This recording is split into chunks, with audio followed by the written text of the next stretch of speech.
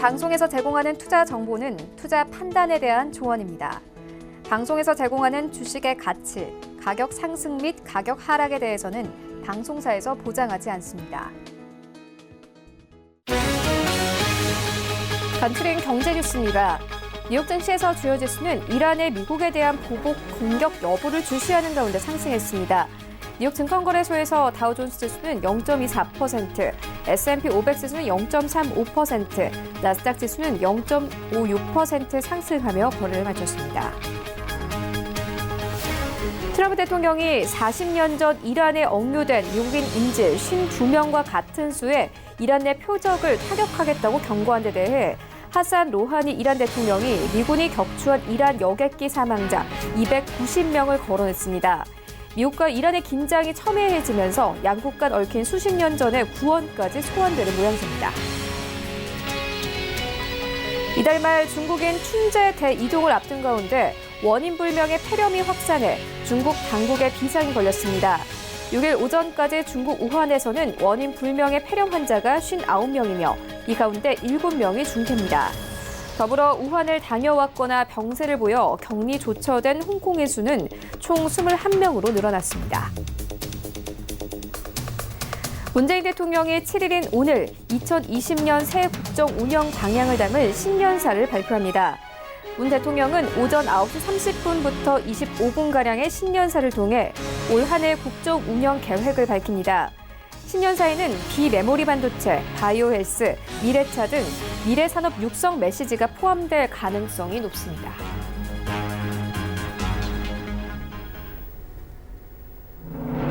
네, 시청자 여러분 안녕하십니까? 출발 증시 와이드 1부 시작합니다. 최윤입니다. 어제 우리 증시 양시장 하락하면서 거래를 마쳤습니다. 코스피 시장은 1% 가깝게 빠지면서 2155선까지 내려왔고요. 코스닥 시장은 어제 2%가 넘게 빠졌습니다. 660선마저 이탈하고 655선까지 내려오면서 어제 시장 종가가 형성이 됐습니다. 어제 기관이 양시장 모두 합쳐서 4천억 원 넘게 팔아치웠는데요. 미국과 이란의 갈등과 함께 우리 시장의 투자 심리도 함께 약화되는 모습입니다. 반면에 안전자산에 대한 선호 심리는 더욱더 올라가고 있습니다. 간밤 금값은 온스당 1,590달러 선을 상회하면서 6년치 최고치를 경신했습니다. 그리고 간밤 미국 증시 3대 지수 모두 상승하며 거래를 마쳤는데요. 미국과 이란의 갈등이 지금보다는 악화되지 않을 것이라는 기대감과 함께 경제 지표가 괜찮았습니다. 이와 함께 시장이 좀 지지되는 모습이었는데 이런 시장 상황들 출발 증시 와이드 1부에서 정확하게 알아보도록 하겠습니다. 먼저 오늘 다뤄볼 이슈들 화면으로 함께 만나보겠습니다.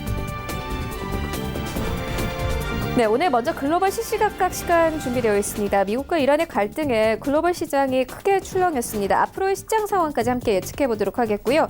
이어서 미국과 이란 사태로 청와대 측은 어제 국가안전보장회의 상임위원회를 개최해 대책을 논의했습니다. 유가 모니터링 등 시장 안정을 위한 대책들도 나오고 있는데 국내 시장 역량 함께 짚어보도록 하겠습니다. 네, 이어지는 라이브 이슈타임에서는요. 삼성전자를 필두로 한 국내 전자업계의 지난해 4분기 영업실적 발표가 이번 주부터 시작됩니다. 전체적인 시장 역량 함께 짚어보도록 하겠습니다. 이어서 한류 확산에 힘입어 지난해 우리나라 문화 콘텐츠 수출이 성장세를 지속한 것으로 나타났습니다. 콘텐츠주의 전체적인 투자 의견 들어보도록 하겠습니다. 출발 증시 와이드 1부 지금 출발합니다.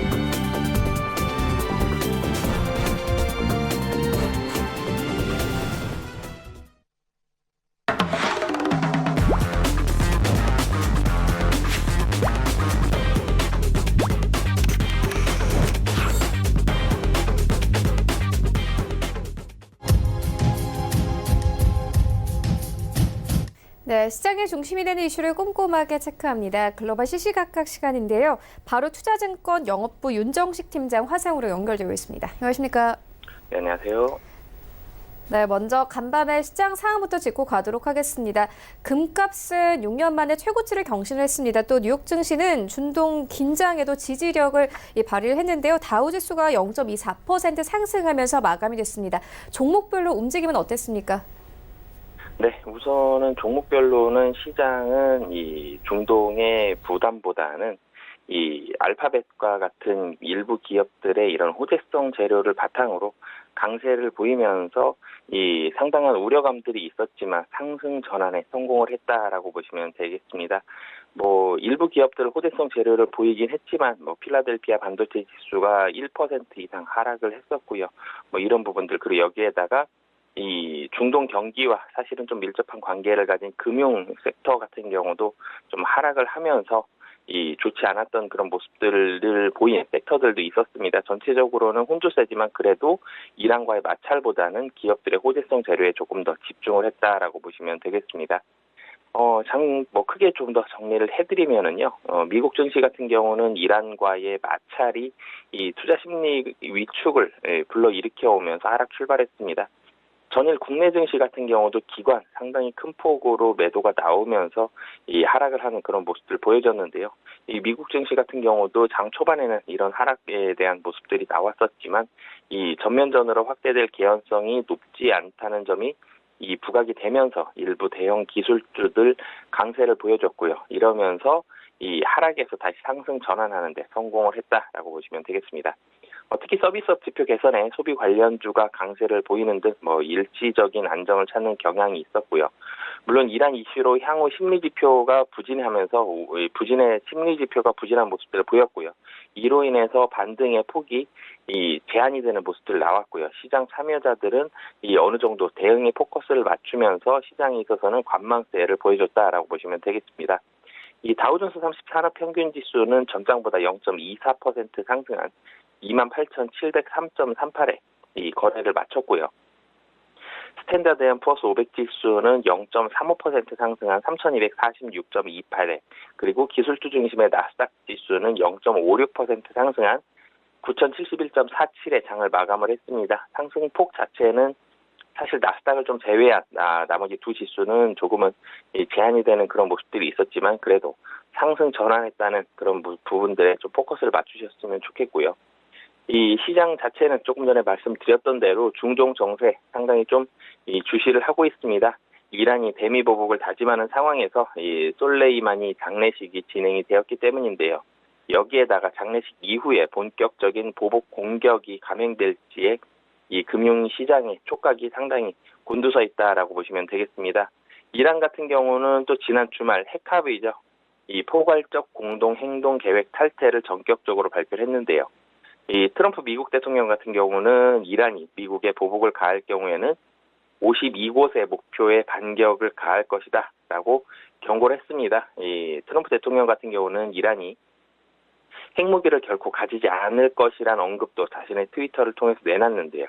이라크 같은 경우는 의회를 중심으로 미군 철수 주장을 내놓는 등 중동 정세가 상당히 좀 긴박한 상황이긴 하다라고 보시면 되겠습니다. 이 트럼프 대통령 같은 경우는 이라크에 대해서도 제재를 가할 수 있다고 위협을 하면서 중동이 전체적으로는 상당히 미국과는 좀 돌아서는 그런 모습들을 보여주고 있습니다. 이 주요 지수 같은 경우는 이 중동 긴장에 큰 폭으로 좀 하락을 하면서 출발했지만 좀 전에 말씀드렸던 대로 이후에 꾸준히 반등하면서 상승세로 돌아섰고요. 다우지수 같은 경우는 특히 216포인트 이상 내렸던 데서 상승 전환에 성공하면서 굉장히 좀 이 드라마틱한 반등에 좀 성공을 했다라고 보시면 되겠습니다. 이 대표적인 안전자산이죠. 금값이 2013년 4월 이후에 약 7년 만에 최고 수준으로 올라섰지만 이 국제유가는 장중 대체로 고점 대비는 하락하는 흐름을 보이는 등 금융시장 전반적인 움직임도 이 이란의 불안감보다는 상대적으로 좀 차분한 그런 모습들을 보여줬습니다. 미국 하원이 트럼프 대통령의 이런 군사 행동을 제한할 수 있도록 하는 결의안을 발표해 표결에 붙일 예정인 이런 점 등도 전쟁으로 악화하는 것을 방지하려는 움직임, 이런 움직임이다라고 시장이 이 해석을 하면서 전체적으로는 불안감 있지만 그래도 이 시장의 우려감 뭐 예상보다는 크지 않았다라고 보시면 되겠습니다.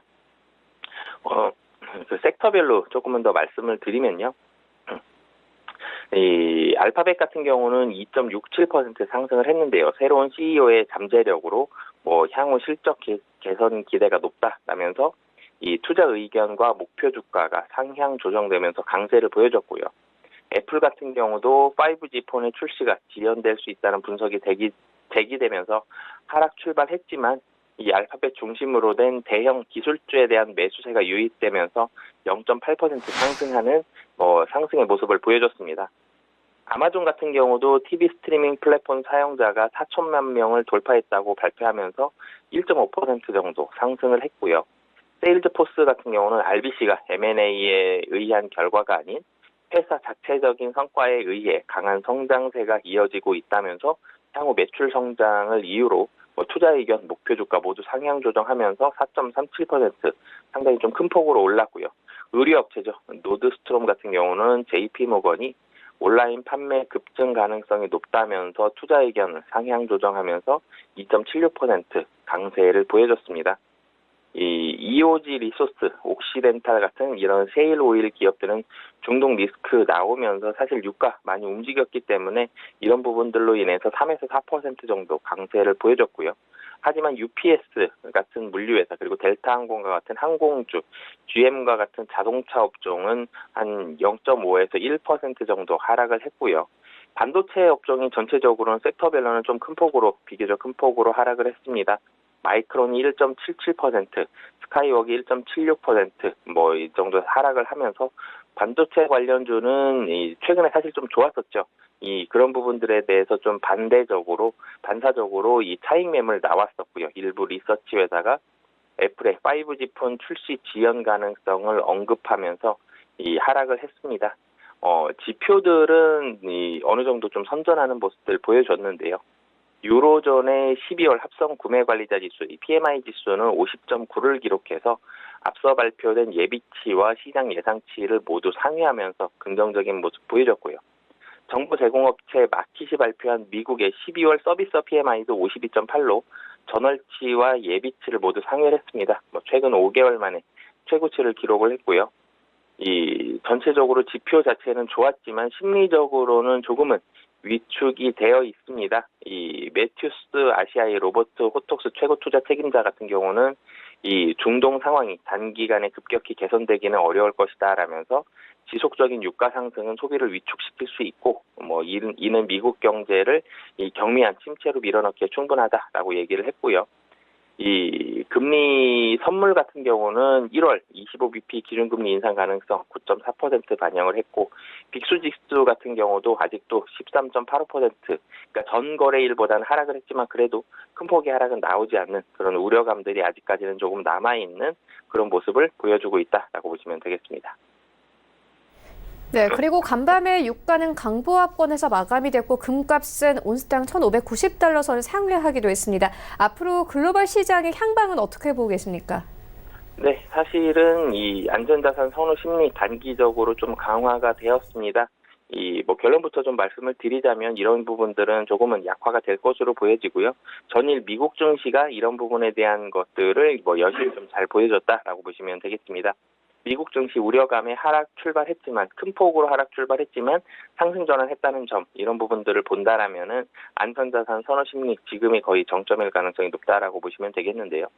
미국과 이란 간의 갈등이 상당히 거세지면서 유가와 금값을 비롯해서 원자재 가격이 크게 상승을 했습니다. 유가 같은 경우는 배럴당 70달러 선을 돌파했고요. 금값은 6년 내에 최고가를 기록을 했는데요. 3월물 선물 시세 같은 경우는 전장 대비 2.3%, 싱가포르에서 브렌트유 가격 기준인데요. 2.3% 정도 상승한 70.16달러로 지난해 9월 이후 최고가를 기록을 했고요. 인도본 서부 텍사스산 원유는 1.9% 상승한 64.25달러에 거래가 되었습니다. 안전자산 가격도 같이 좀 오름세를 보여주고 있는데요. 금값 같은 경우도 6년 내 최고치 기록하면서 이 현물 시장에서 2.3% 정도 상승한 1,588.13달러 기록을 했고요. 이 팔라듐 같은 경우도 1.2% 상승하면서 사상 최고가를 경신하기도 했습니다. 이 미국과 이란의 긴장감이 지속적으로 좀 고조가 된다라면은 안전자산 선호 심리 그래도 남아있지만 현재처럼 최근처럼 이렇게 급등하는 모습들은 조금 나올 가능성은 아직까지는 좀 적다라고 보시면 되겠고요. 사실은 이 안전자산 선호 심리보다는 주식시장 조금은 더 변동폭이 클 가능성이 현재로서는 높다라고 보시면 되겠습니다. ING 같은 경우는 중동 사태가 심화가 된다라면은 글로벌 주식시장이 대폭 조정을 받을 수 있다라고 전망을 했는데요. 이란이 유조선을 공격하거나 호르무즈 해협 원유의 수송을 교란시키거나 석유시설 공격 등이 나올 경우 글로벌 증시 7에서 10% 정도 조정받을 수 있다고 전망을 했습니다.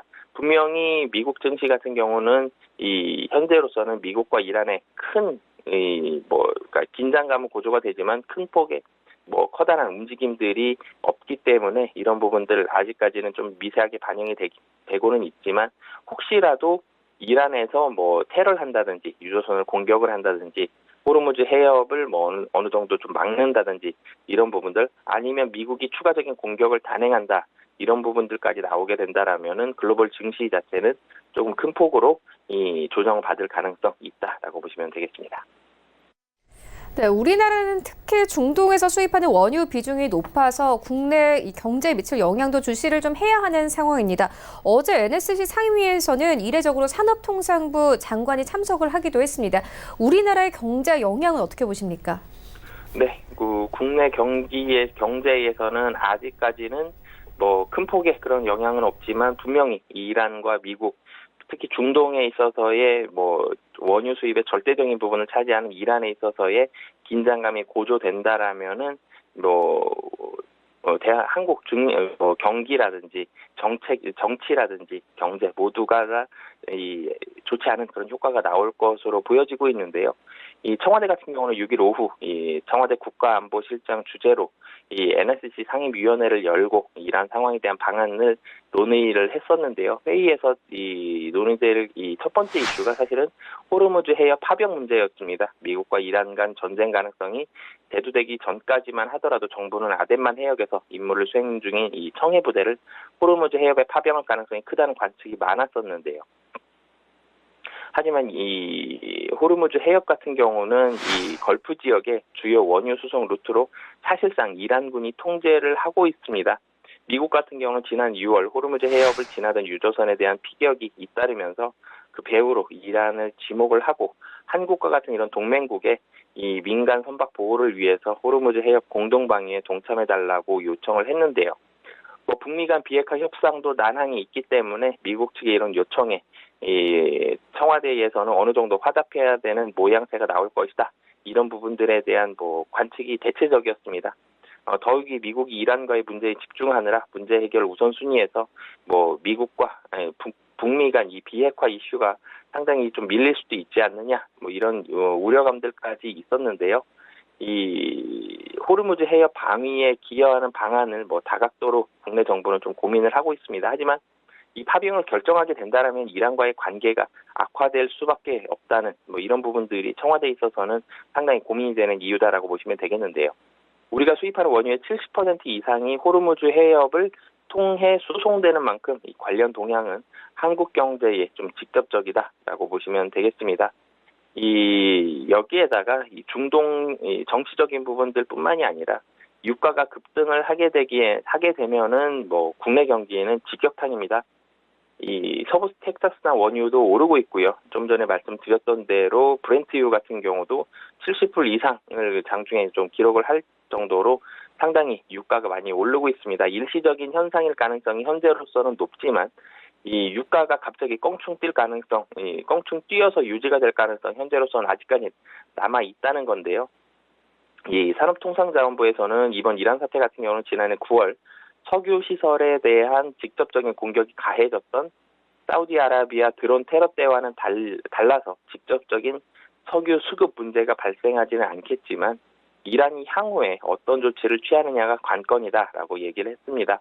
만약에 이란이 전 세계 해상 원유 수송량 가운데 30%가 오가는 이 호르무즈 해협을 봉쇄하는 초강경 대응에 나설 경우에는 국제 석유 공급이 크게 출렁이고 국제 유가는 급등할 가능성이 높은데요. 이 정부가 올해 예상한 성장률은 2.4%입니다. 미중 갈등이 재발하지 않고 반도체 수출 여건이 개선되는 것을 전제 요건으로 달았는데요. 이 전제 요건이 모두 지켜지더라도 중동 악재가 발생하면 2.4%에도 성장률이 미치기에는 현재로서는 조금은 어려워 보이고요. 여기에다가 호르무즈 해역 봉쇄뿐만이 아니라 원유 시설이 테러가 나게 된다라면 훨씬 더 큰 폭으로 이 타격을 입을 가능성이 높다라고 보시면 되겠습니다. 이 지난해에는 미중 무역 전쟁 장기화 그리고 반도체 업황 둔화, 일본의 수출 규제 같은 대외 여건 악화로 인해서 금융위기 이후 10년 만에 처음으로 두 자릿수 감소를 기록한 수출이 이 올해 세계 경제의 완만한 개선 흐름을 타고 플러스 전환이 예상이 되고 있습니다. 하지만 이 이란에서 이런 큰 폭의 이 원유 시설과 같은 테러가 발생을 하게 된다라면 불확실성 급격히 퍼져 나가게 되고요. 이 국내 경기 같은 경우도 그리고 이란뿐만이 아니라 중동 전체적으로도 좀 좋지 않은 그런 모습들이 나오고 있기 때문에 이 이란이 우방국을 대상으로 테러 공격을 하게 된다라면은 상당히 좀 큰 폭의 이 불안감이 커질 가능성이 현재로서는 좀 높다. 그렇게 된다라면은 이 중동을 거쳐서 해외로 수출하는 한국 기업들 같은 경우는 수출에 상당히 차질이 빚어질 가능성 높고요. 원유 같은 경우도 이 국내 물가 상승률에 차지하는 비중 상당히 좀 높기 때문에 물가 상승 자체에도 큰 폭의 부담을 느낄 가능성 현재로서는 높다라고 보시면 되겠습니다. 아직까지는 이 이란과의 갈등이 커진 상황은 아니지만 그래도 워낙 국내 경기에 미칠 수 있는 영향력이 크기 때문에 지속적으로 좀 잘 지켜봐야 되는 상황이다라고 보시면 되겠습니다. 네, 알겠습니다. 그리고 현재 이 확대 거시경제 금융회의가 진행 중인데요. 미국과 이란의 갈등과 관련해서 여러 가지 정부의 대책들이 좀 나오고 있는 상황입니다. 김용범 기재부 1차관은 미국과 이란의 갈등으로 한국의 금융시장의 변동성을 확대될 수 있다. 하지만 과도한 불안감을 가질 필요는 없다. 이렇게 언급을 했다고 합니다. 또 이어서 이 단기적 원유 수급의 영향은 크지 않다. 또 만약에 위기가 생길 시에는 비축유 2억 배럴을 방출할 것이다. 이렇게 밝혔습니다. 다고 합니다. 또 관련된 뉴스 들어오는 대로 바로 전달을 해드리도록 하겠습니다. 지금까지 바로 투자증권 영업부 윤정식 팀장과 함께했습니다. 고맙습니다. 네, 감사합니다.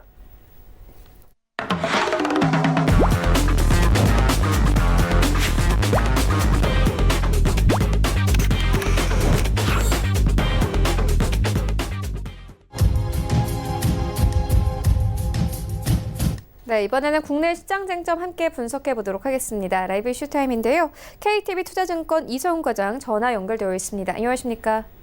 네, 안녕하십니까? 네, 먼저 첫 번째 이슈부터 시작을 해보도록 하겠습니다. 삼성전자를 필두로 한 국내 전자업계의 지난해 4분기 영업실적 발표가 이번 주부터 본격적으로 시작이 됩니다. 전체적인 시장 영향 어떻게 보고 계십니까? 네, 우선 삼성전자와 LG전자를 필두로 어떻게 보면 4분기 잠정 실적을 8일이죠. 이제 내일 전후로 좀 공시를 하는데요. 이번 발표는 매출액과 영업이익만 공개하고 사업 부문별로는 확정된 실적은 이번 달 말에 발표하는 상황입니다. 우선 반도체 업황이 올해부터 회복될 것이라는 기대가 커지고 있어서 이 삼성전자의 작년 4분기 실적의 바닥임을 확인할 수 있을지 좀 주목이 되는 상황이다라고 좀 볼 수 있겠고요. LG전자 같은 경우에는 이 가전 부분의 선방에도 이 스마트폰 부분의 부진 등에 따라서 영업이익이 전분기보다 대폭 줄어들 것으로 전망이 되고 있습니다. 삼성전자 4분기 실적 컨센서스는 매출액이 한 60조 5천억 그리고 영업이익은 6조 5천억 정도로 예상이 되고 있는 상황인데요.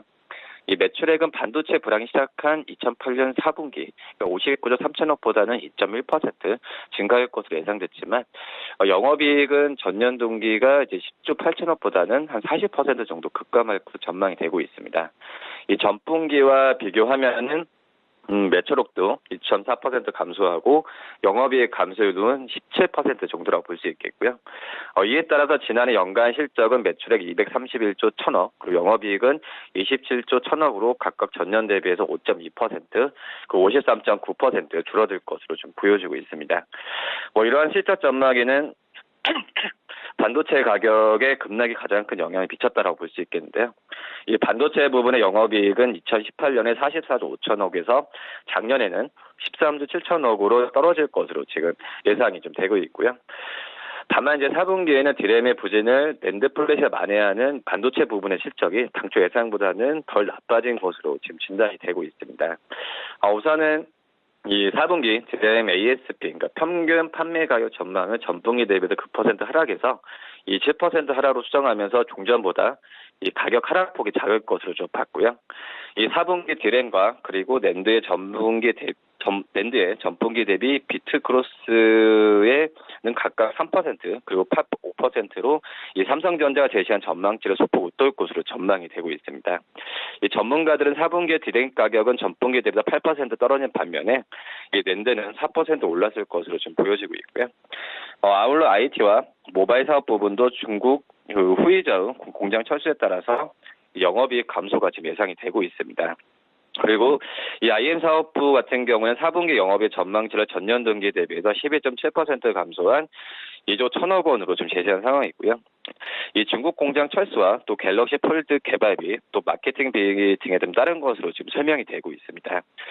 이 스마트폰 출하량이 연간 3억대 미만으로 추정되지만 이 갤럭시 폴드 출하로 평균 판매 가격이 오르면서 이 IM 사업부 영업이익은 2조 3천억 원을 기록할 것으로 좀 전망이 되고 있고요.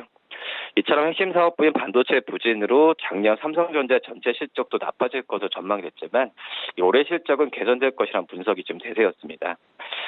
우선 디램 가격 상승이 예상보다 빠르게 진행되면서 이 반도체 부분에 영업이익이 22조 1천억에 이르는 상태라고 볼 수 있겠고요.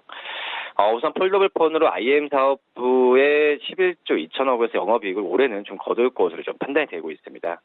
한마디로 이제 올해 매출액은 245조 5천억, 영업이익은 38조 9천억으로 각각 7.1%, 41% 늘어날 거 예상이 되고 있고요.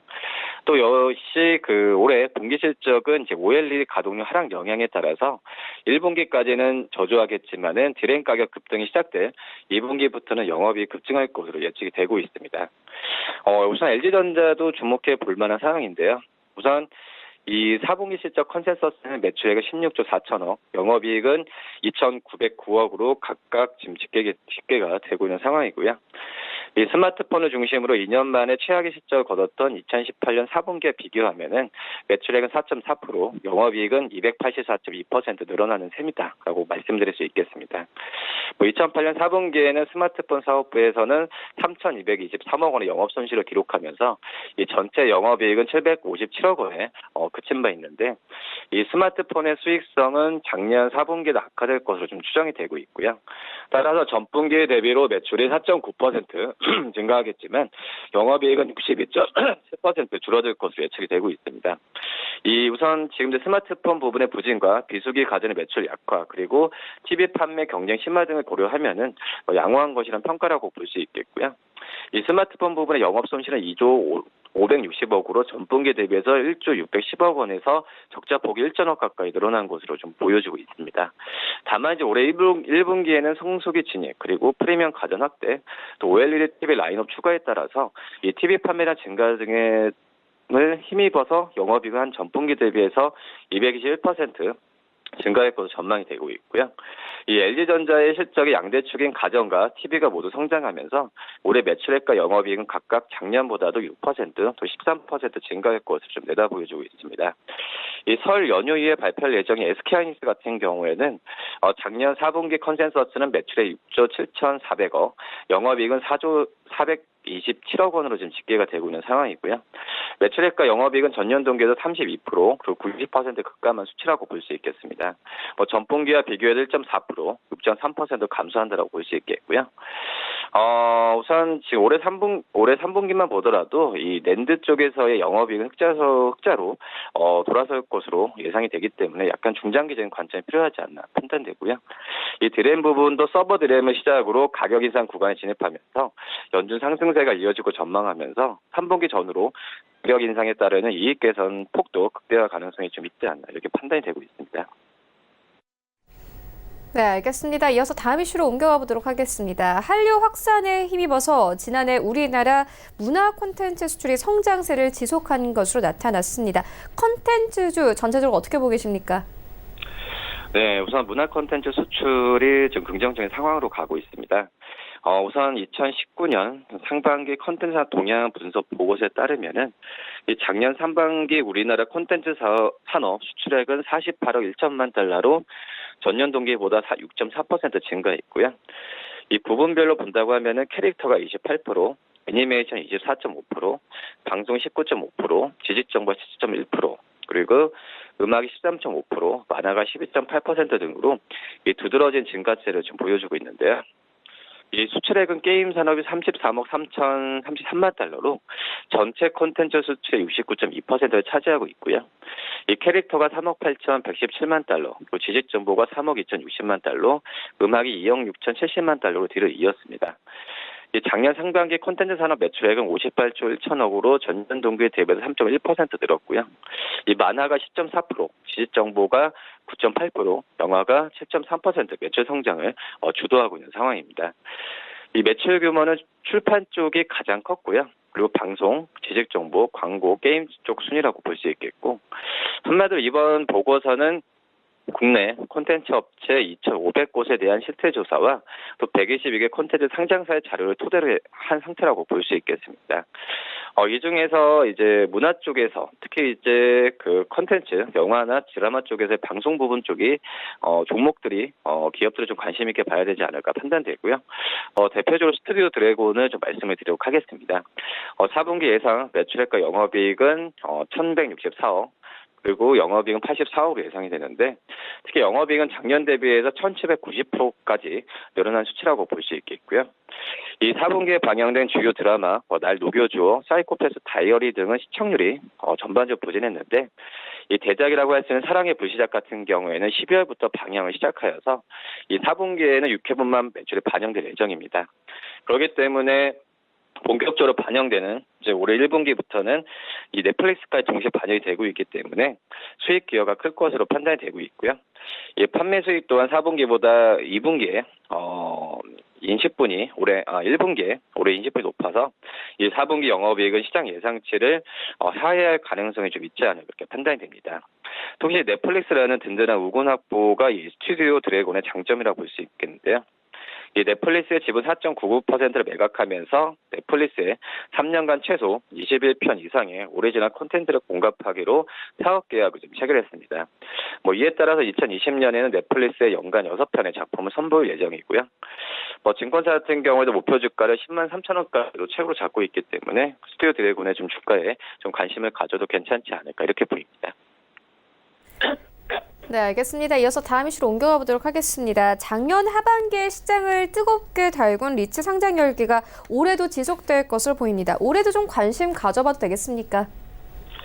네, 이제 대형 리츠, 그러니까 공모 규모가 거의 1,000억 이상이 대형 리츠가 잇따르면서 우리나라에 이제 리츠에 대한 부분에 입성할 예정인데요. 이 비교적 높은 수익을 안정적으로 낼 수 있다는 리츠의 매력이 갈수록 부각되지 않을까 이렇게 판단되고요. 우선 지금 최근 교통부에 따르면은 이 JR 투자 운용이 벨기에 최대 오피스텔 빌딩이죠.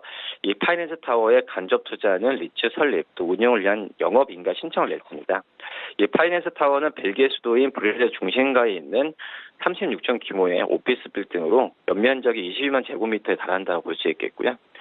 이 벨기에 중앙정부가 15년간 임차 계획을 냈고 입주해 있는 상태라고 볼 수 있겠습니다. 우선 운영사는 이달 안에 국토부의 인가를 받아서 상장 주관사 선정 같은 본격적인 공모 절차를 밟을 예정인데요. 이 목표 공모 규모는 3천억에서 한 4천억 정도로 지금 올해 상장 예정 리츠 중에서는 최대어로 꼽힌다라고 볼 수 있겠습니다. 예상 배당 수익률 8%대라고 볼 수 있겠고요. 이 JR 투자 운용은 이제 모자리츠 구조를 통해서 파이낸스 타워를 인수할 계획인데 먼저 핵심 투자자인 그 메디츠 금융그룹이 이 자회사 리츠를 활용하면서 우선은 지금 현재 봤을 현재 좀 봤을 때는 선순위 대출로 1조 원, 그리고 상장 전 지분 투자로 3천에서 4천억을 조달하기로 하지 않을까, 이렇게 좀 판단이 되고 있고요. 그다음 모리츠 상장을 통해서 추가로 투자금을 끌어가면서 메리츠 금융그룹의 지분을 줄여나갈 방침이라고 좀 밝혔습니다. 해당 리츠 외에도 여러 대형 리츠가 올해 줄줄이 국내 증시에 등장할 예정인데요. 맞선 자산운용은 올해 상반기 안에 프랑스 같은 서유럽 4개 국가에 있는 오피스 빌딩을 자산으로 담은 리츠를 상장할 계획이고요. 예상 공모 규모는 2천억에서 한 2,500억 사이라고 볼 수 있겠습니다. 이지스 자산운용도 서울 태평로 빌딩과 신세계 제주조선 호텔을 담은 리츠, 공모 규모는 2,350억 정도 예상되는데, 이 임대주택에 감저 투자하는 리츠를 차례로 상장시킬 예정이고요. 주유소를 자산으로 삼은 리츠도 나오는 현재 상황인데, 이 코란코 자산 신탁이 약 1조 원에 달하는 SK네트워크스의 직영 주유소 인수자금 조달하기 위해서 해당 자산 중 일부를 기초 자산을 삼은 리츠를 상장하면서 약 1,000억 원을 마련하기로 한 상태라고 볼 수 있겠습니다. 이들 리츠 모두 5에서 6%대 배당 수익률 목표로 지금 하고 있고요. 이렇게 좀 리츠가 어떤 초저금리 시대에 대한 투자로 인기를 끌고 있음을 고려하면은 올해 증시에 발해될 리츠도 투자자들로부터 많은 관심을 받을 것이라는 관측이 나오는데요. 작년 4분기에 상장했던 롯데 리츠가 63.3대1, 그리고 NH 프라임 리츠가 317.6대 1로 모든 상장 전 개인 투자자를 상대로 한 일반 청약에서 높은 경쟁을 기록했습니다. 그렇기 때문에 이 두 종목의 일반 청약에 몰린 증거금만 총 12조 5,109억 원에 달한다라고 볼 수 있겠고요. 이 비교적 높은 배당 수익의 주가 상승에 따른 실차익을 얻을 수 있다는 매력이 부각되면서 개인들의 자금을 지금 빨아들인 상태라고 볼 수 있겠습니다. 아무튼 리츠의 재감저 투자하는 리츠 펀드에도 시중 자금이 대거 유입되고 있는데, 이 대표적 리츠 펀드인 삼성 리츠 부동산 투자 신탁 같은 경우에는 지난해 초만 해도 순자산 규모가 100억대에 불과했지만 1년 동안에만 1,000억 원이 넘는 자금이 들어오면서 현재 1,653억 원 규모로 몸집을 불렸습니다. 특히 이 펀드는 오피스 빌딩, 또 상업시설, 호텔 같은 다양한 부동산에 투자하는 일본의 리츠 종목 43개에 투자하고 있는데요.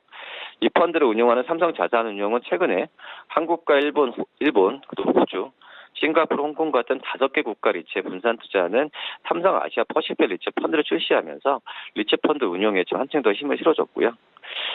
우선 지금 현재 극하게 달궈졌던 투자액에 약간 진정되는 부분이 있습니다. 최근에 대형 리츠주가 조정을 받고 있는 것은 좀 변수로 좀 꼽히는 상황이고요. 이 롯데리츠와 NH 프라임 리츠는 상장 첫날에 상한가까지 갔었는데 그 이후에 내리막을 좀 타고 있고요. 롯데리츠는 지난주 종가로 봤을 때도 상장 첫날 대비해서 6.15%, NH 프라임 리츠는 6.3% 하락한 수치라고 좀 볼 수 있겠고, 우선 지금 현재 전문가들 같은 경우에는 올해도 리츠들의 상장 과정에서 공모 청약 열기는 뜨겁겠지만 상장 직후 주가가 급격히 솟는다면 투자자들의 관심이 멀어질 가능성이 있다는 부분을 좀 전화하고 있습니다.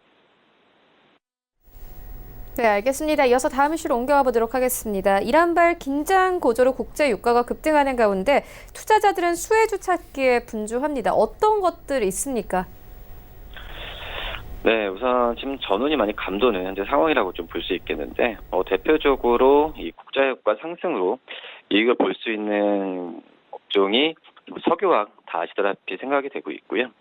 그다음에 지금 최근에 좀 주목을 받는 게 이 조선 기자재 업체라고 볼 수 있겠습니다. 이 조선 기자재 업체들 같은 경우에는 지금 여러 가지 상황을 봤을 때는 지금 바닥에서 탈피하는 구조를 많이 보여주고 있다라고 좀 볼 수 있겠고요. 우선 올해 조선사의 건조를 마치고 선주에게 인도대 LNG 선박은 38척이고 내년에 51척이 지금 예상이 되고 있는 상황이고요. 우선 일본 일반 선박에 비해서 LNG 선박에는 다양한 배관과 보수 설비가 더해집니다. 이 대표적인 것이 보냉제이고 각 배관을 연결하는 피팅과 밸브 등이 상당히 들어가는데요. 이 LNG 선박 수요 같은 경우에는 국제 유가가 오를수록 증가하는 경향이 있고, 최근처럼 이란의 전운이 감도는 상황에서는 LNG 수요가 늘어갈 수밖에 없는 상황이라고 좀 볼 수 있겠습니다. 이 LNG 선박의 기자재 납품하는 상장 기업들을 본다고 하면은 한국카본, 동성화인텍, 태진중공업, 대양전기공업, 성광밴드, 태광, 하이로코리아 등이 대표적이고요. 특히 한국카본과 동성화인텍은 LNG 보냉제 생산하는 업체인데 작년 설비 증설을 진행 상태라면서 이 상대적으로 수혜폭이 클 것으로 하는 지금 시각이 많습니다. 이 한국화분은 올해 생산 능력 20%가 늘어난 것으로 추산되고, 이 동성화인텍은 선박 기준으로 봤을 때도 연간 13에서 14척, 그 생산 능력을 18에서 19척으로 늘리는 방안을 좀 추진 중이라고 좀 볼 수 있겠고요. 이 배관에 있는 피팅 업체 가운데서는 태광이 좀 주목이 됐는데, 이 태광이 작년에 3분기 수준 600억 원 수준까지 회복됐는데, 이 아시아 신규 거래처 확보가 이루어졌고 또 영업이익률 회복세도 빠르다는 지적입니다. 그렇기 때문에 이 성광밴드와 하이로코리아 또 물론 좀 관심을 가지만 이 태광에 대해서 좀 관심을 좀 가져야 되지 않나 판단이 되고 있고요. 또 중소 방산업체도 주목해야 되지 않나 판단이 됩니다. 지금 현재 분쟁이 지금 진행되면서 뭐 전운의 담초가 됐던 미국의 폭격기 드론에 의해서 이루어졌는데, 뭐 이란에서 전쟁이 발생할 경우에 관련 기업들로 자금 쏠림이 나타날 수 있다는 지적이라고 좀 볼 수 있겠고요. 뭐 그러기 때문에 뭐 방산주, 그 조선 기자재 업체를 좀 관심 있게 보는 게 낫지 않을까 이렇게 보입니다. 네, 알겠습니다. 지금까지 KTB 투자증권 이성훈 과장과 함께했습니다. 고맙습니다. 네, 감사합니다. 네, 1부는 여기서 모두 마치도록 하고요. 잠시 후 2부에서는 전문가들과 함께하는 종목 라이브쇼 라이브 매매타임이 이어집니다. 여기에 더해서 오늘장에서 이슈몰이라고 있는 특징주까지 꼼꼼하게 살펴봐 드리겠습니다. 채널 고정해 주시고요. 저희는 잠시 후 2부로 다시 찾아오도록 하겠습니다.